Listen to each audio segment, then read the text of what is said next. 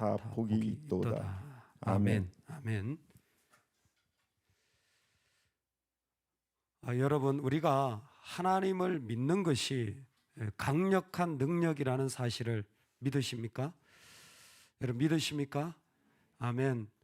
사실은 이 땅을 살아갈 때 세상에 어떤 당에 누가 대통령 후보가 되어지고 누가 이 나라의 총리가 되어지고 이런 일들보다 더 강력한 정치 행위가 있습니다.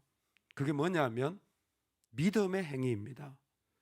믿음의 행위는 이 세상의 어떤 정치보다 가장 강력한 행위입니다.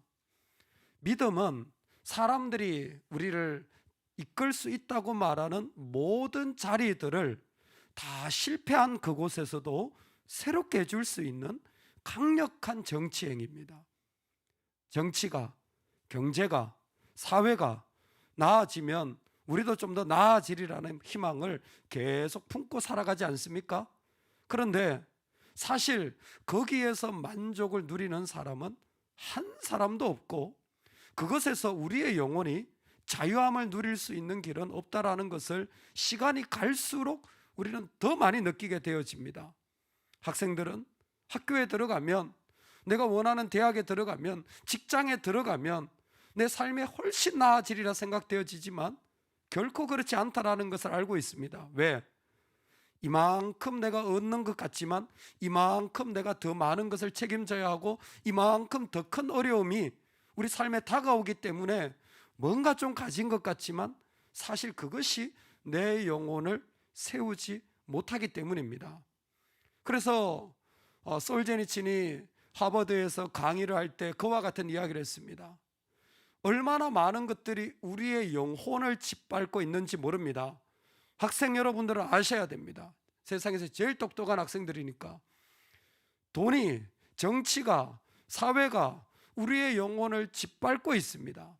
그것이 결코 우리를 건져주지 못하는데, 심지어 우주 정복을 하는데도 불구하고 사회적 빈곤조차 하나 해결하지 못하는 게 우리의 현실이라는 겁니다. 그래서 이 땅에 필요한 것이 무엇이냐면 솔제니치는 이렇게 얘기했습니다. 영적 불꽃이 필요합니다. 영적 불꽃이 필요합니다. 그 불꽃이 짓밟힌 당한 모든 자리들을 씻어주고 해결해 줄 수 있다는 것입니다. 여러분, 오늘 우리가 예배하는 자리, 이게 어떤 사람이 길거리에서 선거하는 행위보다 훨씬 강력한 힘입니다. 우리가 기도하는 자리, 그 불꽃을 가지고 있는 한 사람이 여러분 세상에서 우울증에 걸리고 경제적으로 박탈을 당하고 사회에서 곤두박질 쳐도 살아나게 해주는 힘이 그곳에 있습니다. 그 한 사람이 기도의 불꽃을 가지고 있을 때 그 아이는 절대 세상에 묶이지 않고 주의 능력으로 일어서게 되어지는 것입니다. 그러므로 오늘 우리가 살아갈 때 진짜 복은요, 주님께 피할 수 있는, 아니 하나님께 달려갈 줄 아는 영적 불꽃을 가지고 있는 자예요. 세상이요 얼마나 소란스러운지 몰라요. 제가 정중하게 표현해서 아마 하나님이 우리한테 정말 충격받지 마라 라고 아마 그런 마음으로 조금 부드럽게 말씀하신 것 같아요. 사실 소란스러운 정도가 아니라 뾰족한 걸 가지고 우리를 계속 찌르는 거예요. 언제까지? 죽을 때까지. 어찌하여 이방 나라들이 분노하며 민족들이 헛된 일을 꾸미는가? 세상의 군왕들이 나서며 가는들이 서로 꾀하여 여호와와 그의 기름 부음 받은 자를 대적하며 끊임없이 분노가 쏟아지고 끊임없이 자기들만의 계획을 만들고 끊임없이 그 사람을 죽이려고 그 가운데 무엇인가 그 가운데 일어나서 계속 찌르는 일들이 이 땅의 왕들이 하는 소란스러운 그런 자리에 우리가 부름을 받았습니다. 깜짝 놀랄 지경이죠. 눈만 뜨면 상상하지 못했던 어려움과 위기가 우리 삶에 영적으로 육체적으로 계속 다가오는 겁니다.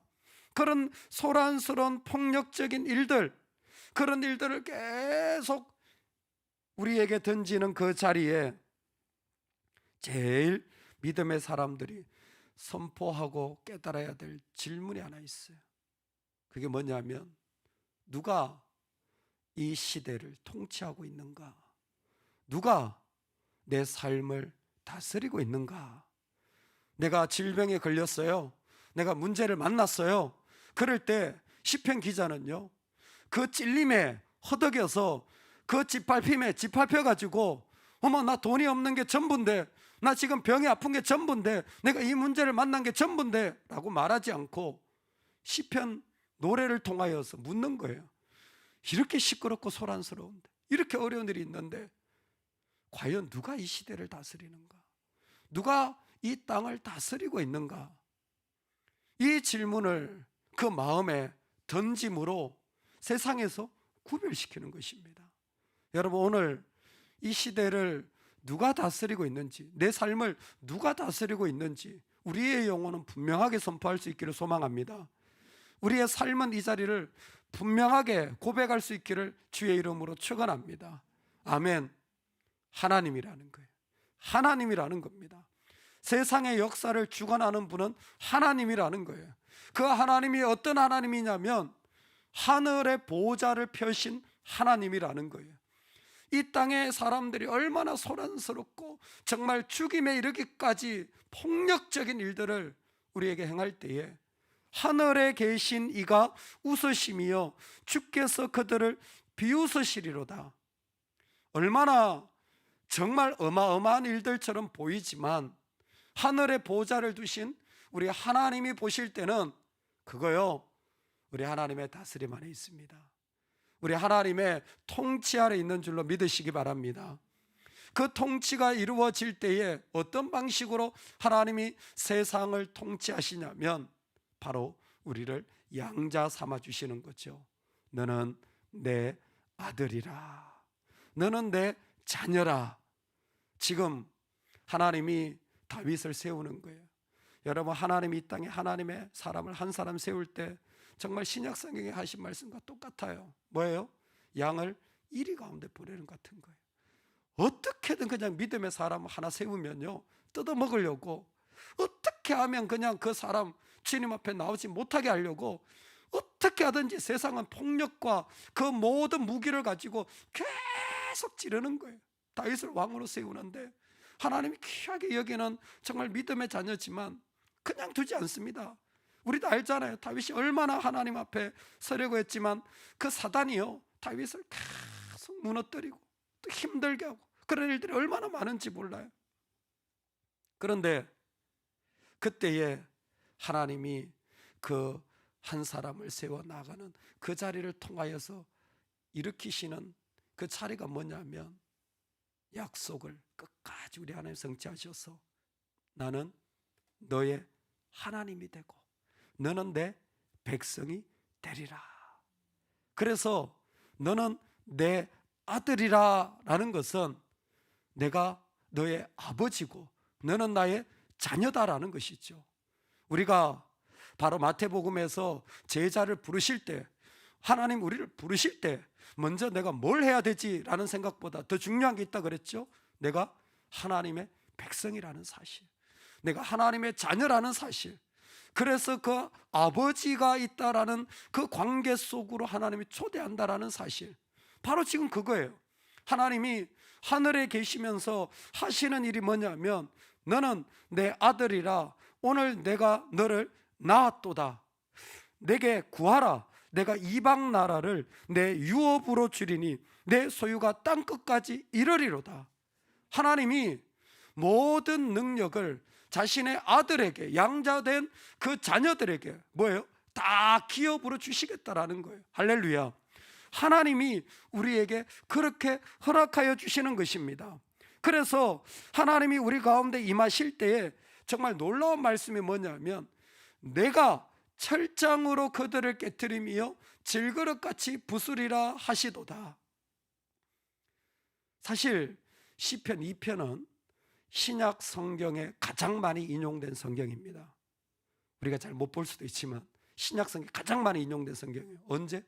예수 그리스도가 이 땅에 오실 때. 예수 그리스도가 이 땅에 오실 때요, 얼마나 많이 소란스러웠는지 몰라요. 말이 소란스러웠지. 죽이려고 했잖아요. 헤롯이 2살 아이를 모두 죽여라. 예수님 태어나자마자 일어난 일이에요. 빌라도가 어떻게 했습니까? 바라바를 대신하여서 살인자 대신에 이 사람을 못 박으라는 군중의 요구에 맞추어서 너희들은 이 예수를 십자가에 못 박기를 원하느냐?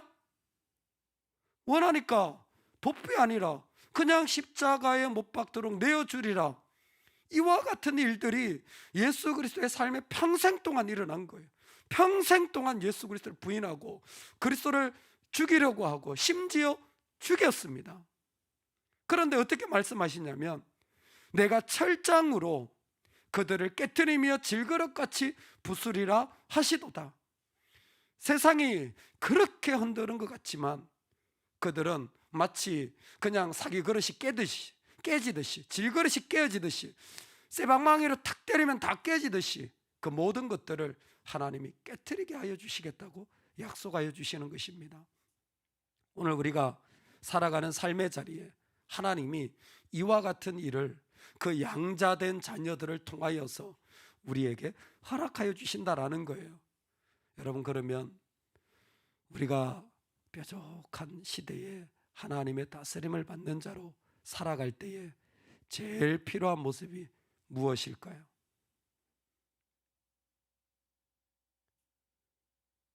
받아들이시기 바랍니다. 이 시대에 우리를 찌르면 찔려지세요.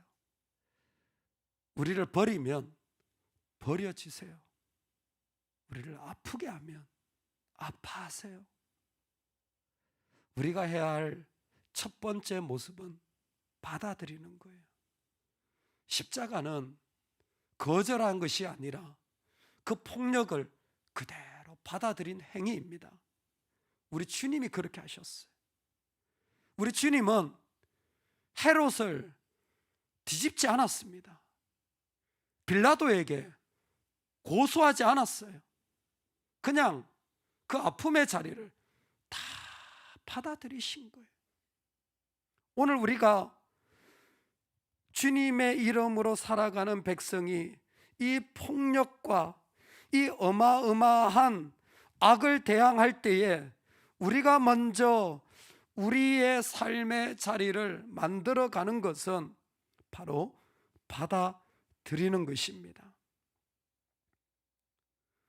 성결의 영으로는 죽은 자 가운데서 부활하여 능력으로 하나님의 아들로 인정되셨으니 곧 우리 주 예수 그리스도시라. 아멘. 죽음 가운데서 부활로 일어날 수 있었던 그분이 누구시냐면 바로 우리의 예수 그리스도십니다. 예수님은 그 모든 아픔을 다 받아들이고 수용하셔서 그렇게 그 모든 아픔에 동참하셨습니다. 아니, 내가 이렇게 힘든데 힘든 것을 받아들이는 것이 무슨 의미가 있습니까? 여러분, 세상을 하나님이 다스린다는 얘기가 뭐냐면 우리는요, 내 나라 세우지 않아요. 우리는요, 내 가정 세우는 게 아니에요. 정신 차리셔야 돼요. 우리는 내 자식 키우는 게 아니에요. 우리는 하나님 나라 세우고 있는 거예요. 우리는 하나님의 가정을 세우고 있는 거예요. 우리는 하나님의 자녀를 양육하고 있는 겁니다. 하나님의 왕권은 죽임을 통해서 일어나는 방식이었던 거예요. 이 소란한 세상에 자기 아들을 보내신 하나님 아버지의 마음이 무엇이냐면 이 땅에 하나님의 나라를 세우고자 하신 거예요. 그래서 하나님이 세우신 왕, 기름 부은 자, 아들, 이 모든 표현은 예수 그리스도를 상징합니다. 그리고 예수 그리스도의 자녀들을 기대하고 있는 것입니다. 어떻게? 너희가 하나님의 나라, 나의 나라, 바로 그 나라를 세우기를 원한다. 그 나라를 세우시는 예수 그리스도의 모습은 바로 그 폭력을 다 받아들이시는 방식으로만 가능했던 것입니다. 그러기에 정말 주님께 피하는 자의 모습이 무엇이냐면 십자가에서 내 모든 잔을 아버지께 드리오니 당신의 뜻대로 하옵소서 라고 온전히 내 자리를 하나님께 내어드린 것입니다. 할렐루야. 내 아픈 자리까지 주님께, 하나님께 드리세요. 그게 우리의 정치행위입니다. 그래서 우리가 기도하는 거예요. 진짜 기도하는 사람은요, 그 자리에서 하나님께 다 드린 거예요. 그 자리에서 다 올려드린 겁니다. 이 자리 내 자리 없어요. 내 것 없습니다. 내가 찔리는 게 아니에요. 지금 나는 주님의 나라, 그분의 모습을 그대로 닮아가는 것입니다. 이를 위하여 하나님이 우리에게 구체적으로 하나님의 다스림은 받아들일 때 가능하다, 십자가를 보여주셨어요. 그게 구약에서는 이렇게 표현되어 있습니다. 우리 11절 12절 말씀 제가 봉독해 드리겠습니다. 여호와를 경외함으로 섬기고 떨며 즐거워할지어다. 그의 아들에게 입맞추라. 그렇지 아니하면 진노하심으로 너희가 길에서 망하리니 그의 진노가 급하심이라. 여호와께 피하는 모든 사람은 다 복이 있도다. 아멘. 만약 세상 만사를 이 땅에 있는 어떤 사람은 정말 회복하기도 하고, 어떤 사람은 넘어지기도 하고, 어떤 사람은 막 계속 찔림을 당하고, 어떤 사람은 그 가운데 기쁨을 맛보는 이 땅에 있는 모든 것들을 인간의 측면에서 한마디로 요약한다면 내가 지금 뭐 하고 있나? 내가 어떤 삶을 살고 있나? 예, 하나님은 다스립니다. 하나님은 세상을 창조하셨고 하나님은 창조를 이루어가고 계시고 완성시키실 분이십니다. 끝까지 구속을 완성시키실 분이십니다. 그 하나님의 구속이 이 땅에 이루어질 때, 그러면 나는 뭐하나? 나는 어떻게 살아야 되나? 나는 어떤 모습으로 살아야 되냐 하냐면 창세기부터 계시록까지 저는 하나라고 생각합니다. 딱 한마디예요. 아바드, 섬기라. 아바드, 에덴에서 일하라, 섬기라, 예배하라. 단 하나예요. 이 폭력 가운데 그래 받아들여요. 좋아요. 나는 뭐합니까? 예, 섬기는 겁니다. 아바드 하는 거예요. 내가 섬길 자를 결정하는 거예요. 그래서 오늘 우리에게 부탁합니다. 너희는 그 아픔의 자리에서 하나님을 섬기라. 하나님을 섬기라. 여호와를 경외함으로 섬기고 떨며 즐거워할지어다. 이렇게 세상이 소란스럽고 폭력적이고 심지어 나를 죽음으로까지 몰아드는데 나는 뭐 해야 됩니까? 하나님을 섬기는 겁니다. 여러분, 하나님을 섬기는 첫 번째 행위가 뭔지 아세요? 예배예요. 그게 우리의 섬김입니다. 하나님을 섬기는 우리의 구체적인 행위가 뭔지 아세요? 기도입니다. 내 마음을 돌려서 이 땅의 정치가, 이 땅의 경제가, 이 땅의 질병이 내 영혼을 짓밟지 못하도록, 우리 가정을 짓밟지 못하도록 그 가운데도 하나님이 계심을 선포하며 하나님께로 옮겨가는 거예요. 나는 섬길 자를 택하는데 어떤 이 땅의 것이 아니라 하나님을 나의 섬김의 대상으로 분명하게 선포하는 것입니다. 그 예배가 내 삶에서 선택되어지도록 내 영혼을 세운다면, 그 기도가 내 영혼을 세운다면 그 일은 점점 더 세상을 경작하는 아바드로 나아가게 될 것입니다. 그때 주의 이름으로 내가 어떻게 나가야 될지, 주의 이름으로 내가 어떤 모습으로 서야 될지 그 사람은 그 가운데 느끼고 깨닫게 될 거예요. 세상의 뿐입니까? 이 온 열방을 향하여서도 아바드하게 될 것입니다. 하나님의 다스림이 어떻게 이루어져 나가야 될지 우리는 기도하고 실험하는 것입니다. 오늘 하나님이 우리를 가장 중요한 때에, 이 시대에 부르셨습니다. 우리의 영혼이 얼마나 떨며 두려운지 몰라요. 우리 눈 뜨면 질병에 매일 두려움과 떨림으로 살아갈 수밖에 없잖아요. 오늘 눈 뜨면 우리 아픔들이 우리 가정에 얼마나 많이 들어와 있는지 보이시잖아요. 여러분, 그런데 우리가 해야 될 일은요, 먼저 아바드 하는 거예요. 내가 섬길 자를 오늘 선택하는 겁니다. 내가 분명하게 구별하는 거예요. 내 영혼이 그래서 이 땅 가운데 다른 것이 아니라 하나님의 불꽃으로 내 영혼에서 채워져야 돼요. 할렐루야. 내 영혼이 그분의 불꽃으로 좀 타오르면 좋겠어요. 그 어려움 속에서도 주님의 그 놀라운 사랑과 은혜를 내 영혼은 고백하고 노래하고 하나님의 다스림을 신뢰하고 분명하게 선언할 수 있는 그 마음이 굳건하게 세워지면 좋겠습니다. 우리 신앙의 연수가요 길어지고 있습니다. 이쯤 되면 이제는 어떤 일이 와더라도 어떤 상황이 있더라도 흔들리지 않고 하나님을 택할 줄 아는 자리로 걸어가게 될 줄로 믿어요. 이 한 해가 우리의 섬길 대상이 선명하게 선포되어지는